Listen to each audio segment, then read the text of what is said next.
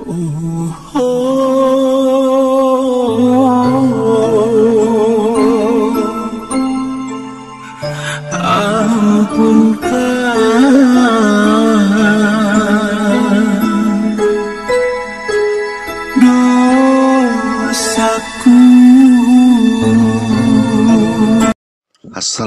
warahmatullahi wabarakatuh. Bismillahirrahmanirrahim.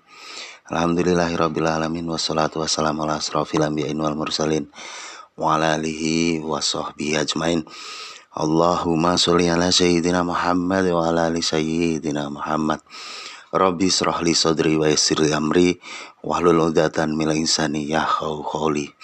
Sahabat dan saudaraku yang baik dimanapun berada, puji syukur kita haturkan kehadiran Allah Subhanahu wa Ta'ala yang telah memberikan nikmatnya kepada kita semua. Dan sholawat serta salam kita haturkan kehadiran baginda Muhammad Rasulullah Sallallahu Alaihi Wasallam, serta salam hormat, khidmat dan takzim kita haturkan kehadiran guru-guru kita yang telah membimbing rohani kita hingga sampai kepada Allah Subhanahu wa Ta'ala. Sahabat dan saudaraku yang baik dimanapun berada, kali ini kami akan membahas kenapa akhirnya menjadi ateis, atau kenapa akhirnya orang tidak mempercayai terhadap agama. Mari kita kupas dan kita simak bersama. Dalam sejarah Arab Saudi ada sebuah kisah yang cukup menarik perhatian. Kisah tersebut berasal dari seorang ulama yang terkenal alim.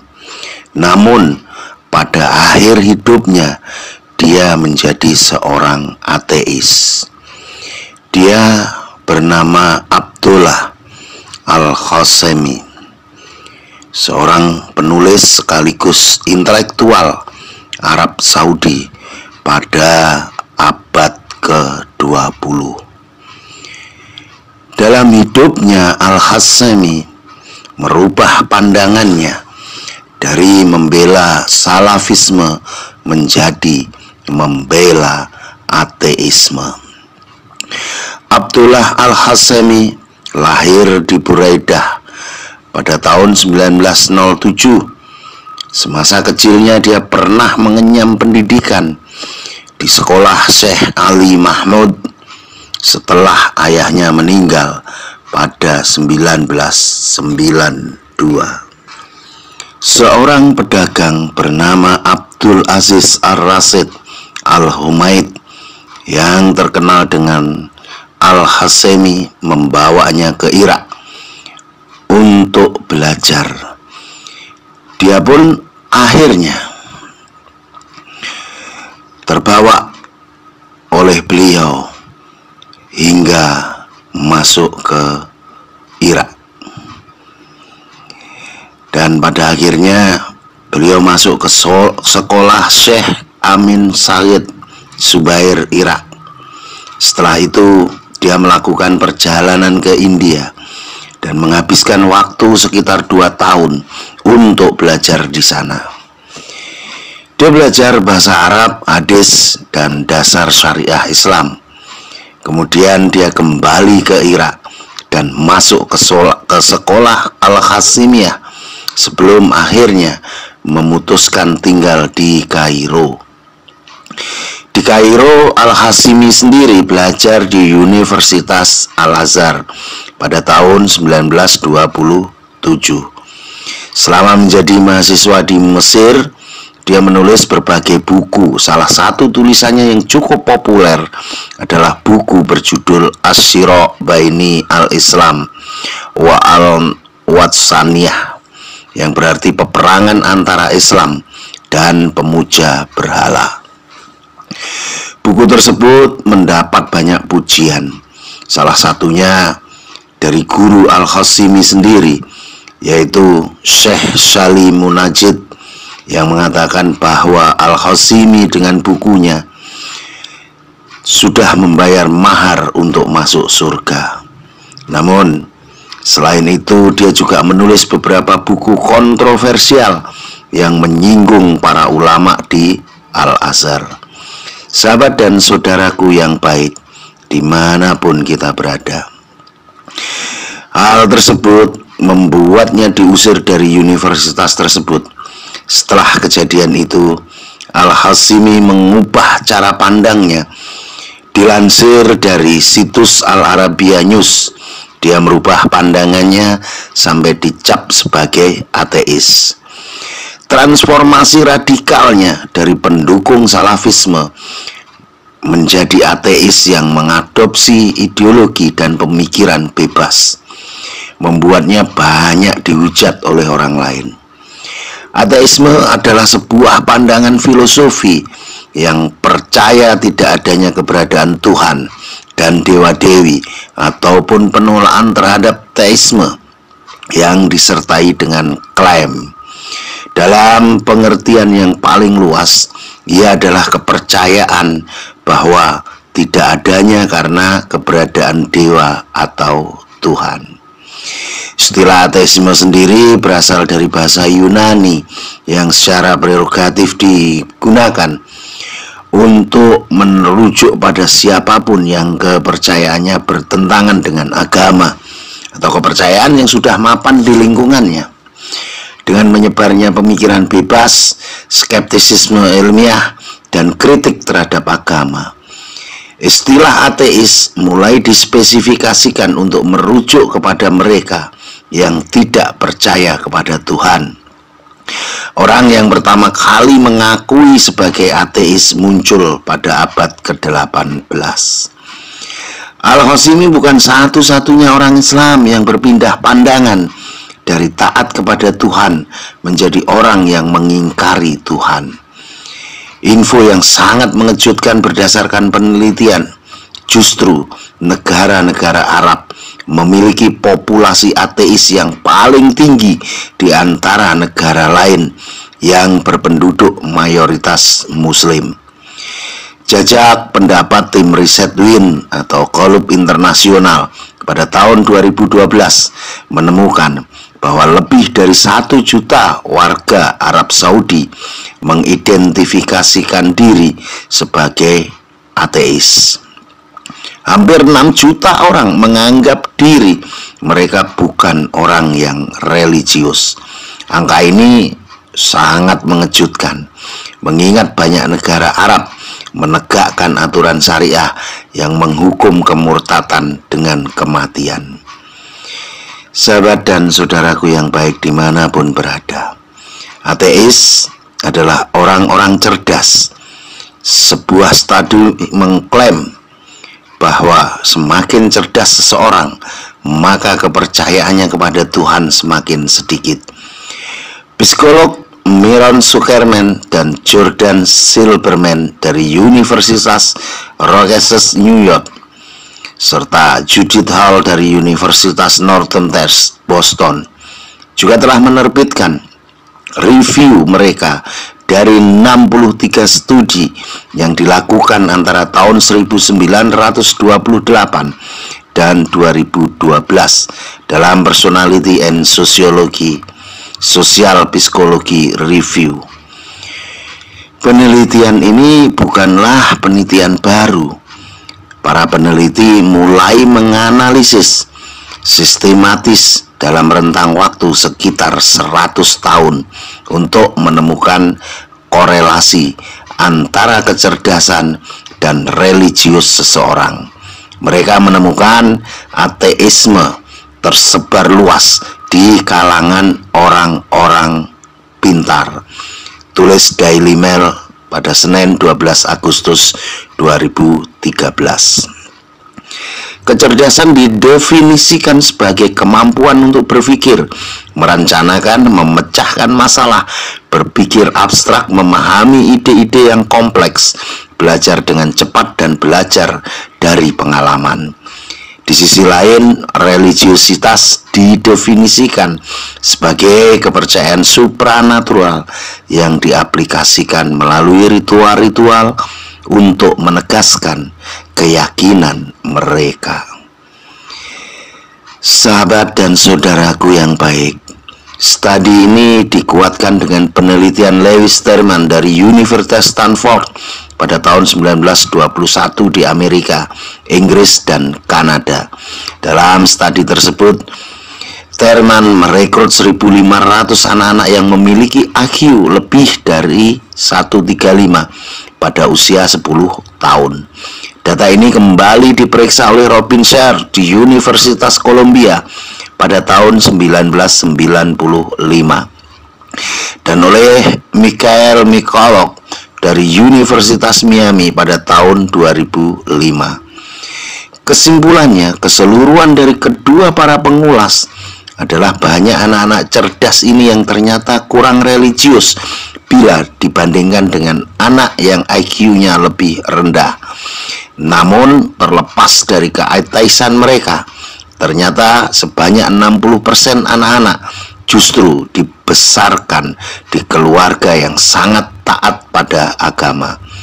Peneliti menduga bahwa orang-orang yang cerdas cenderung untuk menyesuaikan diri, sehingga mereka lebih mungkin menolak dogma-dogma keagamaan. Penjelasan yang paling umum adalah bahwa orang-orang cerdas tidak ingin menerima keyakinan yang tidak dapat diuji. Agama sebagai dogma, tingginya angka ateis di negara Arab menjadi bahan renungan untuk semua penganut agama, khususnya Islam. Apa yang salah dengan agama atau cara beragama selama ini masih belum bisa mengikuti perkembangan zaman.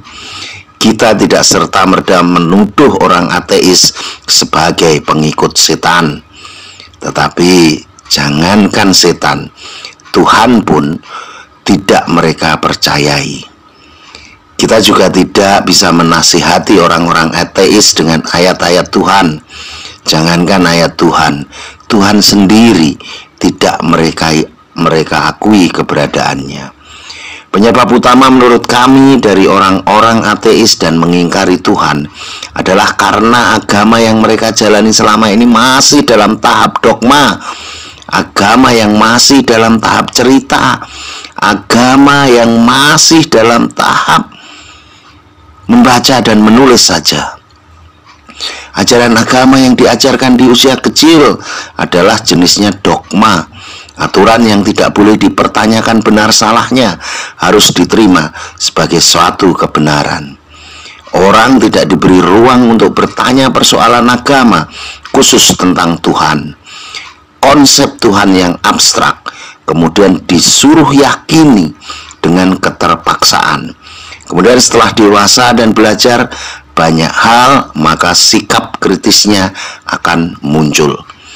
Anak kecil diberi keyakinan bahwa yang menurunkan hujan dan memberi rizki adalah malaikat Mikail. Setelah dia dewasa tahu bahwa hujan memiliki siklus alam yang memang sudah teratur sedemikian rupa, tanpa perlu ada campur tangan sosok yang bernama malaikat. Belajar tentang ilmu-ilmu pemberdayaan diri membuat mereka bertanya, benarkah rizki itu diatur Tuhan? Atau di alam ini sudah punya hukum tersendiri, tinggal kita mengikutinya saja. Paling kurang ajarnya mereka bahwa pertanyaan orang ateis adalah, Tuhan menciptakan alam semesta ini dari ketiadaan, lalu kenapa dia perlu sebongkah tanah untuk menciptakan Adam? Atau lebih ringan lagi, jika Tuhan menciptakan semesta ini dengan hukum-hukumnya, apakah dia mengikuti hukum tersebut atau dia di luar hukum itu? Ilmu-ilmu hipnoterapi, ilmu kesadaran, motivasi diri, law of universes, dan lain-lain adalah media paling subur membuat orang menjadi ateis. Kita tidak perlu susah kita tidak perlu susah payah sholat. Kita tidak perlu susah payah berzikir jika meminta kepada semesta hanya dengan mengikuti teknik jeda antara keluar dan masuk nafas. Untuk apa kita meminta Tuhan jika kita tidak bisa mengakses energi semesta ini untuk kesembuhan? Sampai pada kesimpulan bahwa Tuhan itu tidak ada.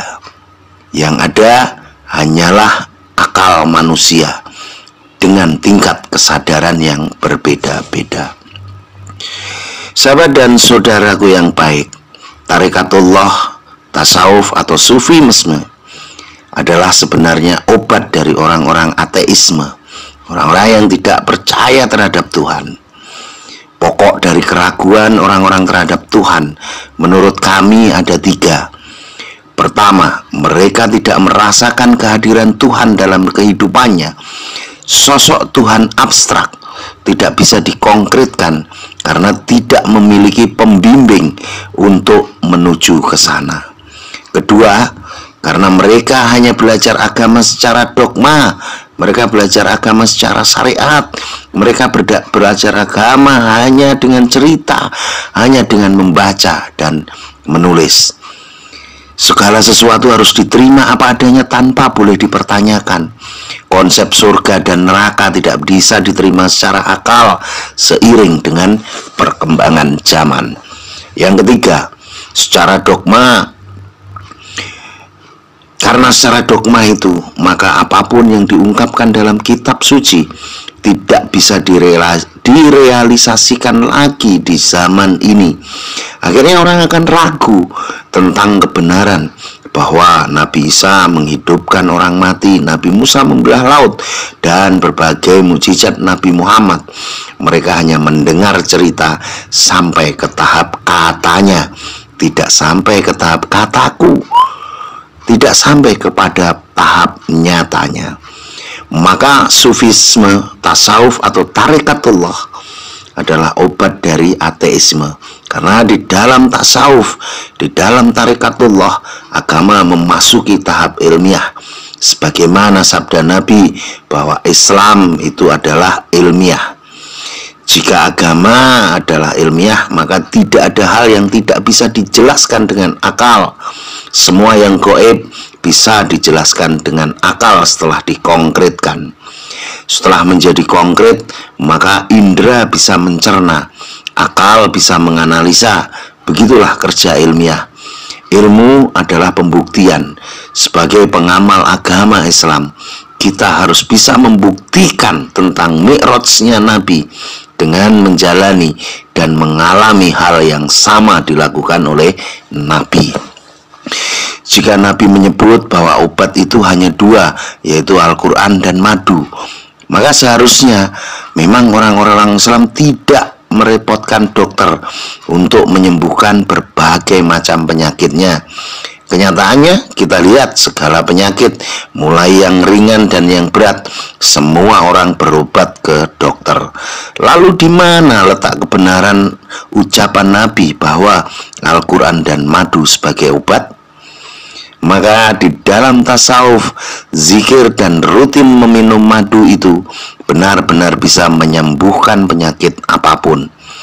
Sebut saja kanker, leukemia, tumor ganas, HIV, dan berbagai macam penyakit rumit lainnya, semua bisa sembuh. Disitulah Al-Quran itu benar-benar menjadi obat, asal cara mengamalkan sesuai dengan apa yang diajarkan oleh Rasulullah SAW. Jika berbeda, maka hasilnya pun juga berbeda. Selama ini kebanyakan orang merasa sudah sesuai dengan Nabi, namun dia tidak tahu koreksi diri. Jika sama dengan yang dilakukan Nabi, kenapa hasilnya bisa berbeda dengan Nabi? Sufisme tarikatullah atau tasawuf adalah apa-apa yang diamalkan lewat bimbingan sang master yang ahli, bukan kajian-kajian tasawuf lewat membaca, mendengar, dan menulis. Karena itu bukanlah ilmu jika kita hanya mendengar dan menulis, bukanlah tarikatullah. Pastilah bagus tarikatullah karena mengajarkan kebaikan akhlak. Tapi untuk sampai tahap pembuktian tidak hanya cukup dengan membaca kitab saja, tapi perlu dengan pembuktian di dalam tarikatullah. Sahabat dan saudaraku yang baik dimanapun berada, andai seorang yang paling ateis di muka bumi ini mau menjalani metode tarekatullah selama 100 hari saja, kemudian dilanjutkan dengan suluk sampai 3 kali saja, maka dijamin mereka akan berubah arah. Karena mereka sudah bawa tempat yang nyata, mereka sudah akan dibawa ke tempat yang jelas, real, bukan lagi tempat khayalan yang selama ini mereka tolak. Dan mereka bisa membuktikan akan kebenaran Al-Quran. Tidak hanya mereka pandai menceritakan tentang Al-Quran. Sahabat dan saudaraku yang baik, demikian kami sampaikan, semoga bermanfaat. Salam damai, salam bahagia, salam sejahtera, dan salam hormat kami Majelis Zikirullah Arwahul Muhaddasah Rasulullah Sallallahu Alaihi Wasallam, Alkah Waliul Amri. Wassalamualaikum warahmatullahi wabarakatuh. Oh Tuhan Maha Gani,